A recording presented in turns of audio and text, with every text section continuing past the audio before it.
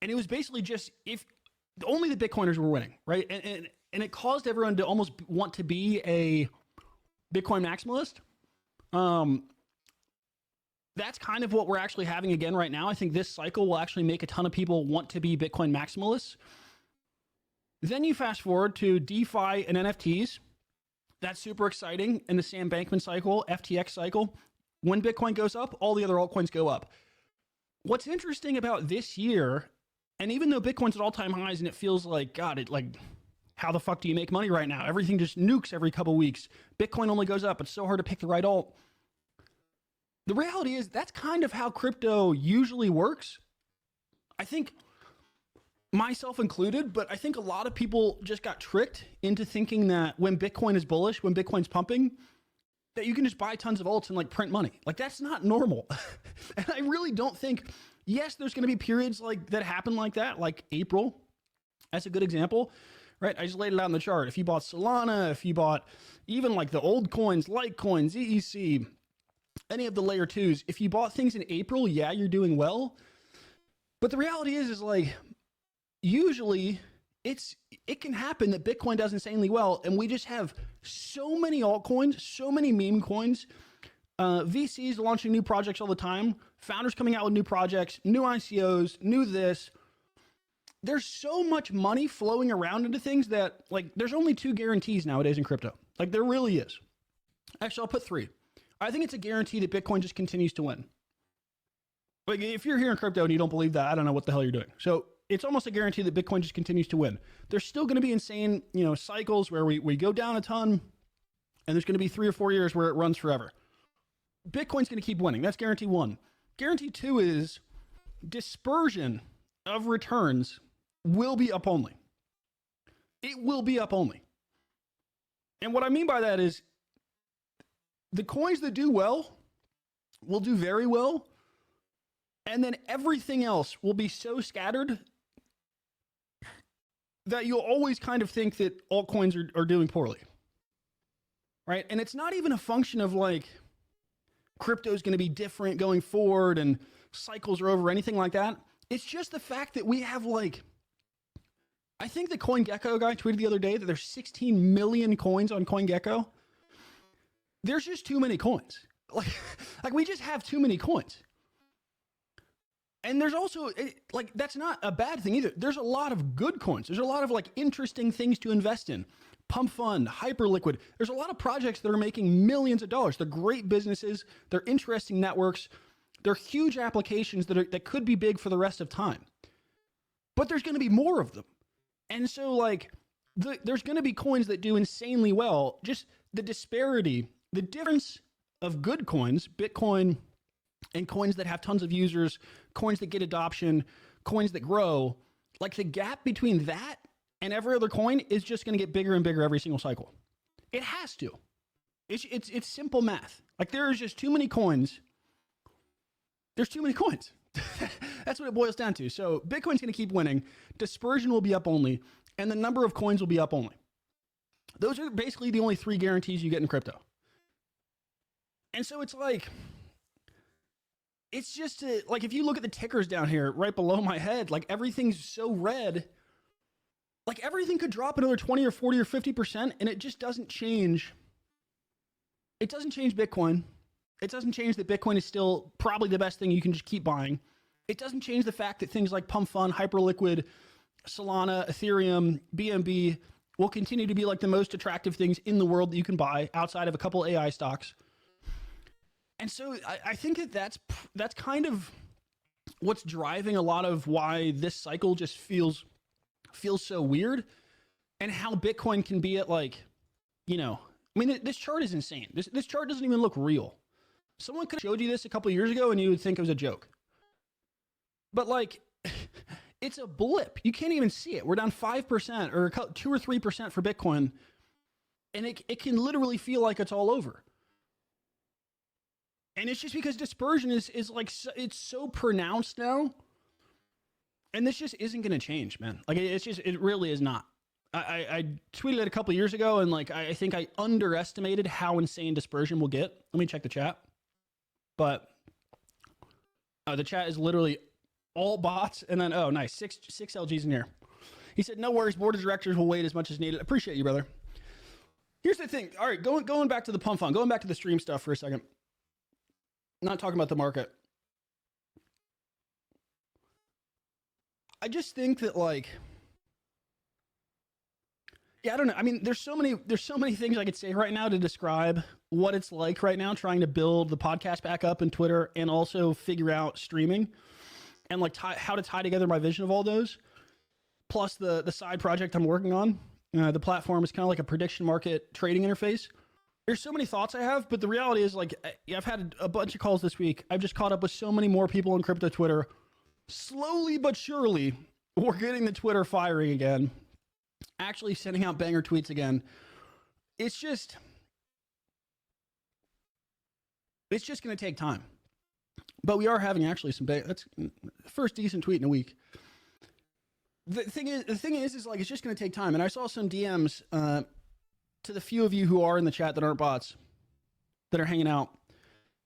I think there's two things that make this pump fun experiment for me, or the streaming experiment for me, super interesting. One is that, like, no one's interested in pump fun and Solana right now. That could change on a dime too. Like, pump fun, meme coins, Solana could all come back tomorrow, or it might take 2 months. Who the fuck knows? But that's what makes it kind of interesting. I actually kind of like it because it's super low stakes for me right now. Like, I just get to practice hosting a show, getting all this tech working, making sure all the overlays and everything look legit, making sure when I have guests on, like, everything works, and like getting YouTube and everything backed up to speed. So I kind of like that it's low stakes. That's one reason I think this experiment's still interesting. The other one is the fact that, like, yes, you can trade my stream. And so, like, the price has nuked and I'm getting DMs and people are like, dude, are you going to quit Pump Fun, or do you sell your token? It's like, no, like, nothing has changed for me.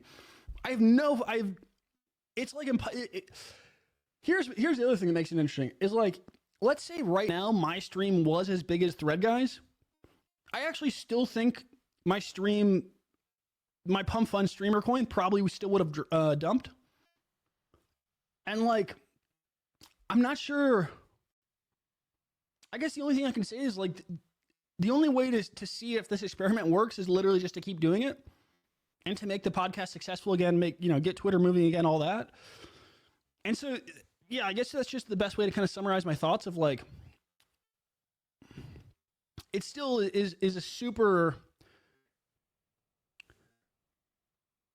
That's not the best way to put it.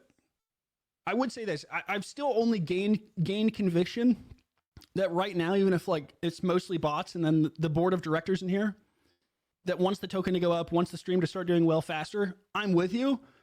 But I've only gained conviction that, like, I still think this is the right way to do it. And hopefully, who the fuck knows if it's going to be successful, but I'm just going to keep pushing. Like, it's just everything that's happening. Watching Thread Guy's success, which is fucking awesome. I literally reach out to Thread Guy, try to help any chance I get. That dude is crushing. Watching, like, that streaming is definitely the best way to kind of tie a podcast with Twitter. Just watching, like, how I mean, the space is, I don't know. I'm just bullish as ever on all of it.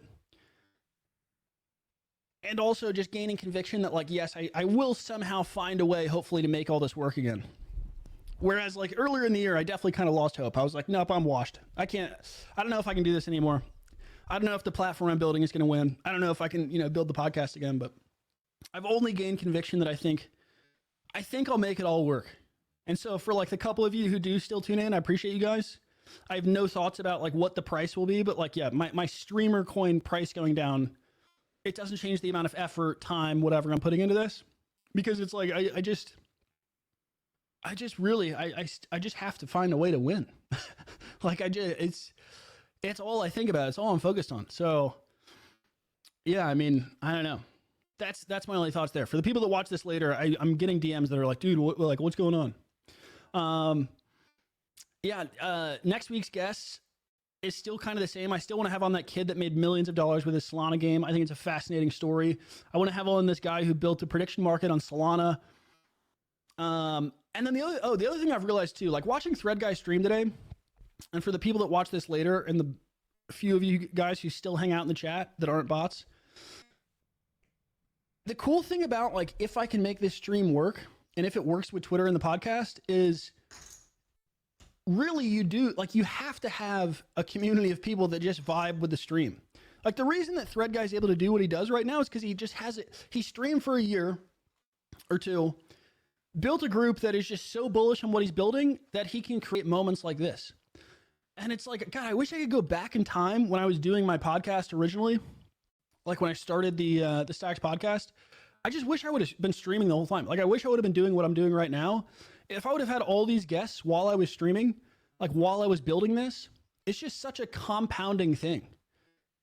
Like, having SBF on in 2019, like, if I was doing that live, like it just makes the momentum of everything. It like adds leverage basically to everything you're doing. I think it's so cool. It's a long way to say if you're watching this later, or for the guys that still hang out in the chat, I appreciate you. I'm still just going to keep pushing on this. I really don't even care if it's a meme that Gainsey is streaming on here and people say he has few viewers, or like I jump on here and there's only a couple viewers. I don't care about the price. I'm just going to keep doing it. Like I just am. I just know it's the way to win. But yeah, that's all I got for the Friday stream. I guess we could actually look at, so I really don't have too many thoughts about like what coins specifically are doing right now. I do think we could probably dip much lower than people are anticipating. People are kind of pointing to the China narratives or the China tariffs as the reason why Bitcoin's dumping. It's the reason stocks and a lot of things are dumping. I think a lot of alts could suffer to a pretty massive degree.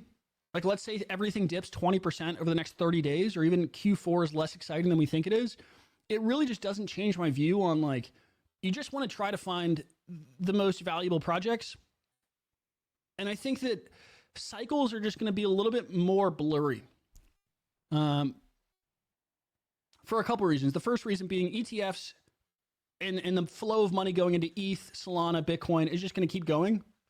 And so those are almost just always going to have a passive bid.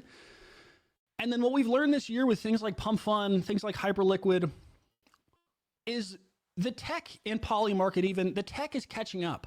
Like, people are building insanely valuable crypto apps that become truly mainstream. And so it's like, I think you're just going to have those opportunities, whether it's a bull market, whether it's a bear market. I think you're just going to always have those opportunities. And so it's like Bitcoin, Solana, BNB, ETH, whatever it is, the top 10 coins, things like privacy coins, those are just always going to be pretty good to be buying, whether they're going up or down. And then the reality is, it's like, try to focus on, that's what I'm going to be spending my time doing, is try to focus on like finding the handful of projects, not 50 projects, but like a couple projects each year that will be just mainstream successful. Like, that's a stage that crypto is at now. And that was not a stage that we were ever at in previous cycles. Is that there's things that people will build here that millions of people will use that make millions of dollars. And that's that's a pretty exciting thing. So yeah, no like actual thoughts on where things are right now. I do think it could get a little bit bloody. And the only reason I think that is because alts have actually been kind of bearish now for like 3 or 4 months. It's been hidden by the fact that Bitcoin's been going straight up. If Bitcoin does dip to something like 90,000 or 100,000, I think alts also suffer. And so it's like, yeah, then maybe you get a chance once again to buy kind of like at prices that we were at in April. And so that's kind of my only thoughts on like crypto prices, is the dispersion of everything and just how strange this year has been. Like, really just warped cycles. And we're going to have 3-month periods where everything goes up in a straight line. We might have 4 months that it goes down. We might have a year that goes up. The reality is, like, there's just 1 million coins and 10 million more being created. And so, yeah, you just want to own the best coins. Like, disparity is just crazy. Disparity is just crazy. And I think that it doesn't make crypto any less exciting. I think it does make it more challenging, but it doesn't change anything. Anyways, that's kind of my only market thoughts. We'll see what I can do for next guests. I am pretty bullish on the guests next week. Those are going to be multi-stream to Twitter. I just think that's the best way to grow the stream. Watching what Thread Guy's doing, that's just the model that works. And then next week also, I want to figure out 2 really good clippers for the show. So like, as I do these streams or as I do the podcast, they just get directly clipped to Twitter. Right now, I rely on myself to do that, which just obviously isn't fast enough. So yeah, that's kind of the plans. That's all I really got for a little Friday stream. I just want to jump on, Have a good weekend, guys. Don't panic. It's not fucking all over. You don't have to make it next week.